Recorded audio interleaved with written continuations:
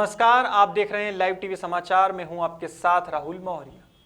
आइए रुख करते हैं इस वक्त की बड़ी खबरों की ओर, लेकिन उससे पहले एक नजर हेडलाइंस। चंपारण में प्रशासन ने सैकड़ों लोगों के काटे चालान, कोरोना के प्रति लोगों को किया जागरूक, 2 गज की दूरी, मास्क है जरूरी का दिया संदेश। जौनपुर में गड्ढों में तब्दील हुआ खुटहन शाहगंज मार्ग, आवाजाही में राहगीरों को हो रही परेशानी, जिम्मेदार नहीं दे रहे ध्यान। और बांदा में कलेक्टर ने टीकाकरण अभियान का किया निरीक्षण, बच्चों का 100% टीकाकरण सुनिश्चित करने के दिए निर्देश।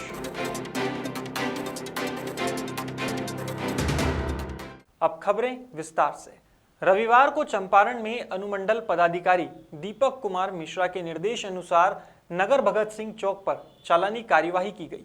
बता दें, लापरवाही बरतने वाले सैकड़ों लोगों के चालान काटे गए और साथ ही लोगों को यह संदेश दिया गया कि कोरोना बढ़ रहा है, जिसके चलते मास्क पहने और सावधानी बरतें। इसके साथ ही वैक्सीन के दोनों डोज भी लें। इस मौके पर प्रशासनिक अधिकारी मौजूद थे। चंपारण से कृष्णकांत तिवारी की रिपोर्ट। अपील है कि कोरोना गाइडलाइन का पालन करें। लोग जो है मास्क लगाना छोड़ दिए थे। आज ईओ साहब, थानाध्यक्ष जो है, कपूर साहब, हमारे सीओ जी और प्रखंड प्रमुख के नेतृत्व में आज जो है मास्क वितरण और आपके लोगों को जागरूक करने के लिए हमारे हाल है। मुझे विश्वास है चलेंगे, घर से नहीं निकलेंगे।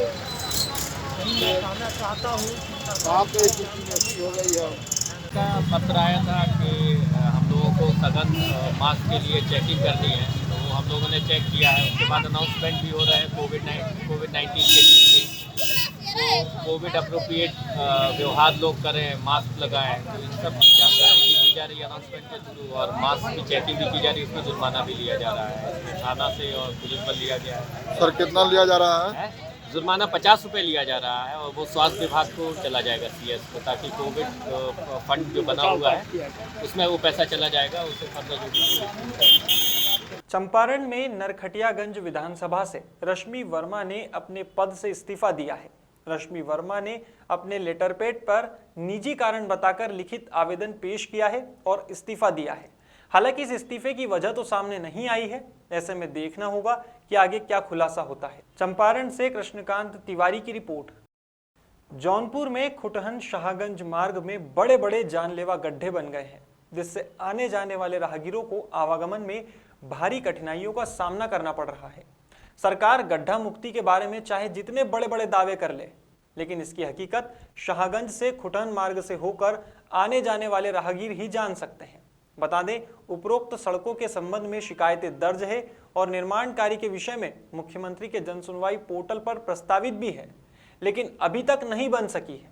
हालांकि जिलाधिकारी मनीष कुमार वर्मा ने बताया कि एनएच निर्माण कार्य प्रगति पर है और सड़कों के गड्ढे भी भरे जा रहे हैं। जल्द ही सड़कों को गड्ढा मुक्त किया जाएगा। Bureau report. रविवार को चंपारण में रामनगर प्रखंड के महुई पंचायत के बडगो गांव में एक फरार आरोपी के घर पर कुर्की की कार्यवाही की गई है। रामनगर थाना अध्यक्ष कपूरनाथ शर्मा ने बताया कि आरोपी लालू यादव 1 साल से फरार चल रहा था, जिसके चलते कोर्ट ने संपत्ति कुर्की के आदेश जारी किए थे। ऐसे में कुर्की की कार्यवाही की गई तो आरोपी ने थाने में हाजिर होना जरूरी समझा। अब पुलिस आगे की कार्यवाही कर रही है। चंपारण से कृष्णकांत तिवारी की रिपोर्ट। हरदोई के बिलग्राम थाना क्षेत्र में करंट लगने से गोवंश की मौत हुई है, तो वहीं एक महिला घायल हुई है। बताया जा रहा है कि क्षेत्रीय विधायक ने स्ट्रीट लाइट लगवाई थी, जिसमें वर्करों ने अनियमितता से लाइन का कनेक्शन जोड़ा था। उसी अनियमितता का खामियाजा गोवंश और महिला को भुगतना पड़ा है। इस घटना को ट्विटर पर भी प्रशासनिक अधिकारियों को अवगत कराया गया, लेकिन जिम्मेदार अधिकारी कान में तेल डाले बैठे हुए हैं। इसी तरह से क्षेत्र में कई बार ऐसे हादसे होने से गोवंशों की मृत्यु होती रहती है, जिसकी जिम्मेदारी प्रशासनिक अधिकारी नहीं लेते। हरदोई से चंदगीराम मिश्रा की रिपोर्ट। बांदा में रविवार को बुंदेलखंड राष्ट्र समिति ने अपनी मांगों को लेकर चौथे दिन भी अनशन जारी रखा है। अनिश्चितकालीन धरने में बुंदेलखंड राष्ट्र समिति के प्रमुख डालचंद मिश्रा ने कहा कि धर्म, भ्रष्टाचार, गबन, चोरी और अन्याय सहित किसानों की आवाज उठाना क्या सरकारी काम में बाधा डालना है। उन्होंने मांग की है कि जब तक बुंदेलखंड राष्ट्र समिति के जिलाध्यक्ष पीसी पटेल के खिलाफ पंचायत सचिव अंकित अवस्थी के द्वारा दर्ज कराए गए फर्जी मुकदमे को जिला प्रशासन द्वारा वापस नहीं लिया जाता है और दोषी सचिव के खिलाफ नियम अनुसार कार्यवाही नहीं की जाती है, तब तक धरना जारी रहेगा। देखने में आया कि चौथे दिन धरने को समर्थन देते हुए ग्राम सभा कायरी ब्लॉक बिसंडा के सैकड़ों किसान और महिलाएं शामिल हुई।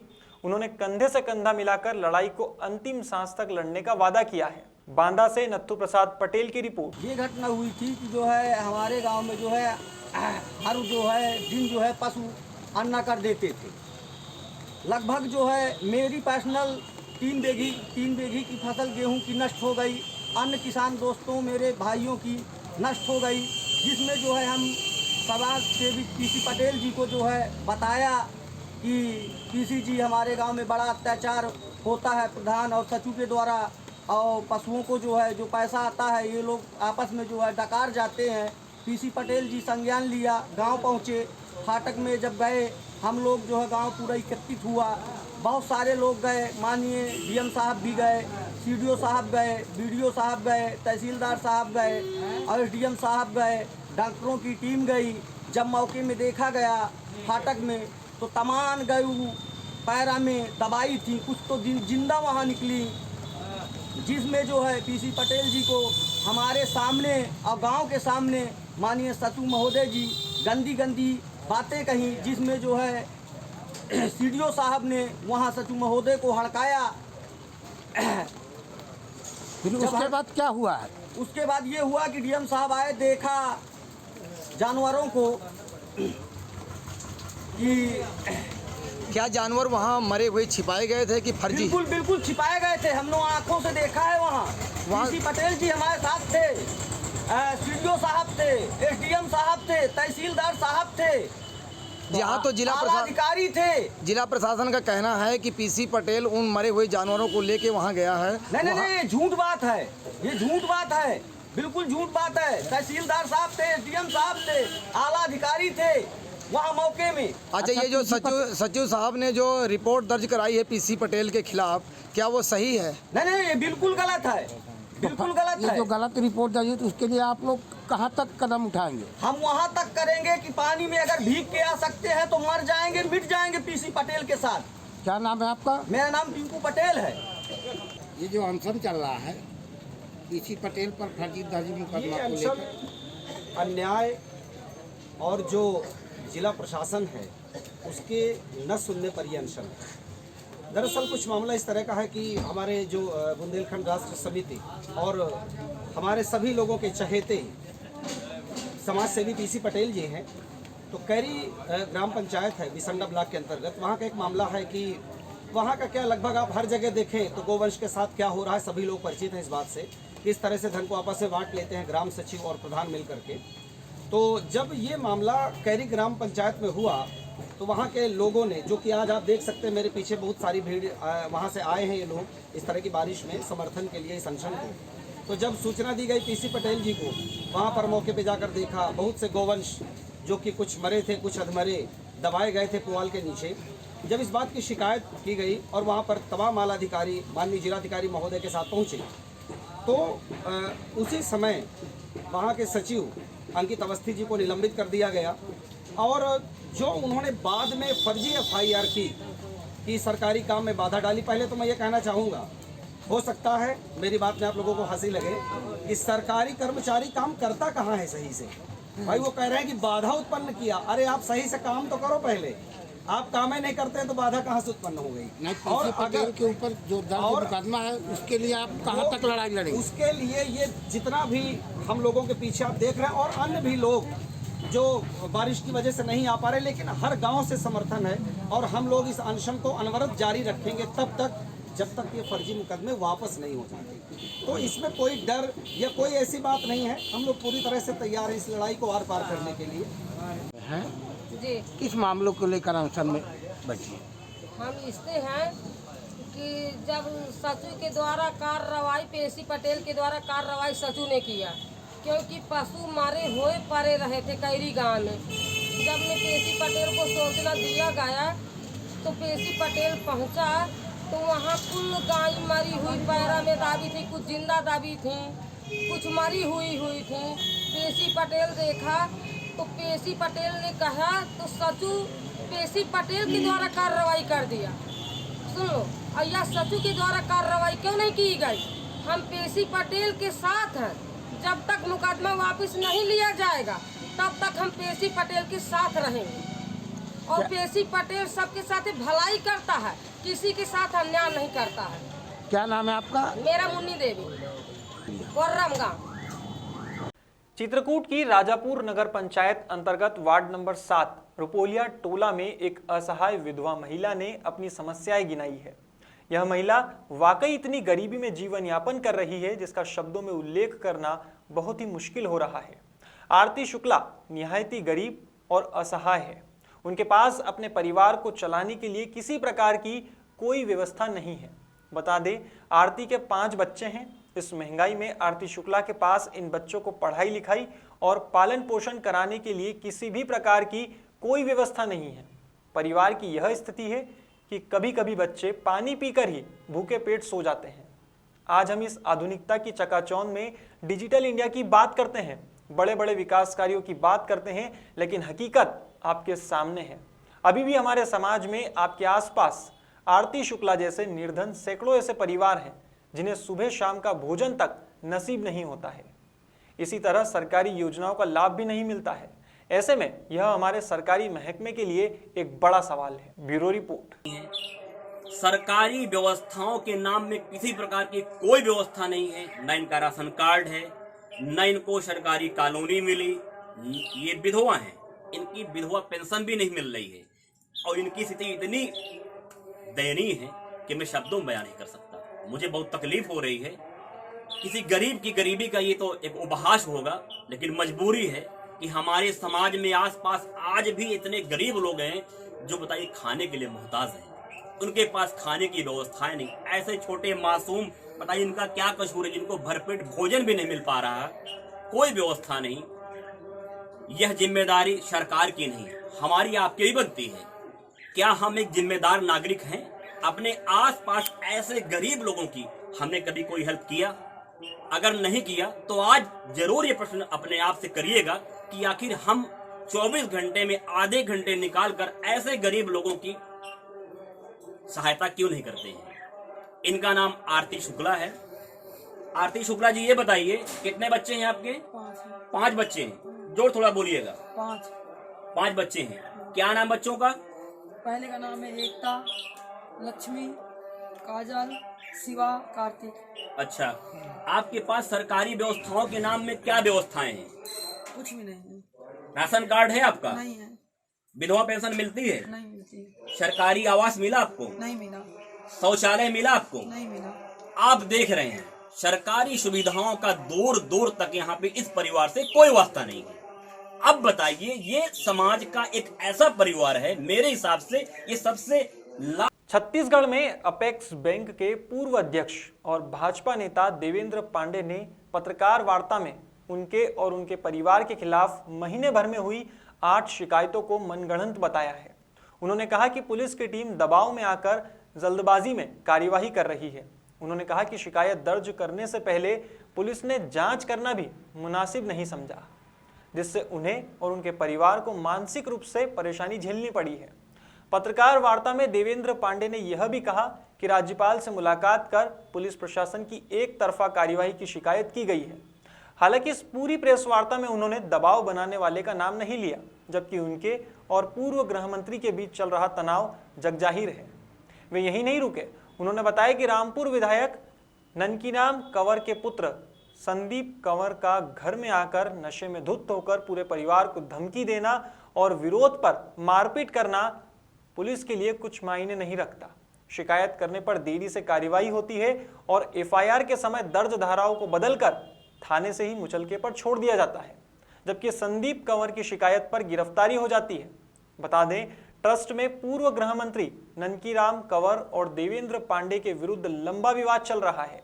दोनों ही भाजपा के कद्दावर नेता है।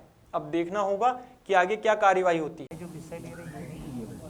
जितने भी मामले बने हैं वो सब मामले झूठे बनाए गए हैं, झूठा प्रकरण दर्ज किया गया है और 8 एफआई दर्ज हुए हैं मेरे और परिवार के बीच में। मामले में माननीय न्यायालय ने मामले देख करके सब में न्याय किया है मेरे साथ में।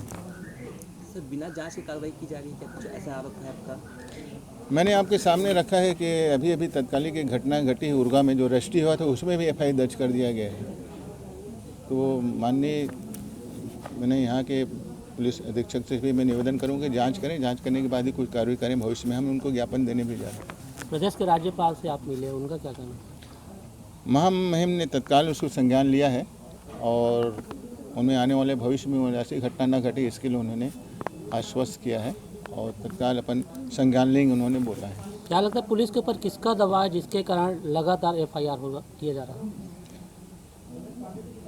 देखिए, मैंने अभी आप प्रश्न किए थे, मैं पुनः दोहराता हूँ, आपको सबको मालूम है किसके दबाव में किया जा रहा है। सारे लोगों को मालूम है, आप लोग मेरे को बताने की आवश्यकता नहीं है, आप लोग जानते हैं। आपको कांग्रेस आपने रखी इस बात को? निश्चित अच्छा सवाल किया। मैंने अपने प्रदेश के जो राष्ट्रीय उपाध्यक्ष हमारे पूर्व मुख्यमंत्री, उनके पास भी रखा है, संगठन भी रखा है, राष्ट्रीय प्रभारी के पास, सबके पास ये बात को रखा है मैंने और उन्होंने इसमें संज्ञान भी लिया है और आने वाले समय में निश्चित इसका जो भी निर्णय होगा सब। जो दबाव बना रहे हैं उनसे विवाद का कारण क्या है? विवाद के कारण तो उन्हीं से पूछना पड़ेगा आप लोगों को। मेरे तो उनसे कई बार हमने उनसे पूछना भी चाहा, उनके साथ हमने बैठना भी चाहा। छत्तीसगढ़ के अंदर आता है ना, तो हमने तो जो शिकायत यहाँ इसके विषय में हमने रखा है और आने वाले समय में निश्चित रूप से हम पुनः आग्रह करेंगे आप जांच करके कार्रवाई करें। आपको सभी मामला में जमानत मिल चुका है क्या? निश्चित रूप से आपने अभी तक मैं जो बोला हूँ उसको आप तो समझ गए। माननीय न्यायालय से न्याय मिला है, मान्य तो क्या है, न्याय मान्य के जमानतें दी हो तभी पुलिस रिकॉर्ड में फरार नहीं है। पर आपके कोषाध्यक्ष नहीं, आपके सामने बैठा हूँ मैं। मेरे घर को आप तलाशी कर सकते हैं, मेरे पत्नी को तलाशी कर सकते हैं, मेरे बच्चे को तलाशी कर सकते हैं, घर में वीडियो बना सकते हैं, तो मैं यहाँ बैठा रहूँगा तो क्या करेंगे? अभी वर्तमान में कितने केस दर्ज है, कितने पे जमानत मिल गई? 8 एफआईआर हुए हैं, 8 में माननीय न्यायालय से मेरे को न्याय मिला है। सर, सृष्टि के कोषाध्यक्ष ने संस्था में आर्थिक अनियमितता और गबन का आरोप लगाया है, तो किनके द्वारा अनियमितता की गई है और कितना गबन किया गया है, क्या है इसमें? इसका हमने शिकायत दिया है वहाँ माननीय पुलिस अधीक्षक को और उसमें उन्होंने जांच कर रहे हैं कि अभी तक उसने कार्रवाई नहीं की। हम अनुरोध किया उनको जांच करने। किनके द्वारा किया गया गबन, किनके आरोप लगाया? आपके कोषाध्यक्ष है और आपके माध्यम से मैं उनसे पुनः आग्रह करता हूँ कि आज हमारा वहाँ पर 2 महीना हो गया उसमें शिकायत की है, उसमें अभी तक कार्रवाई नहीं हुई। उसमें कार्रवाई करने के लिए हम उनसे आवेदन करते हैं उनसे। चंदौली के लक्ष्मी पैलेस मुगलसराय में एक मेगा सेमिनार का आयोजन किया गया। RHC वर्ल्ड कंपनी ने इस सेमिनार का आयोजन किया। इस दौरान S&A रॉक हिल सिटी प्राइवेट लिमिटेड कंपनी के CMD निसार खान ने कंपनी की न्यू सर्कुलर गाइड को जारी किया। इसके चलते व्यवसायियों में एक नई उम्मीद जागी है। बता दें, इस सेमिनार में कंपनी के आला अधिकारी से लेकर पूरा स्टाफ मौजूद था।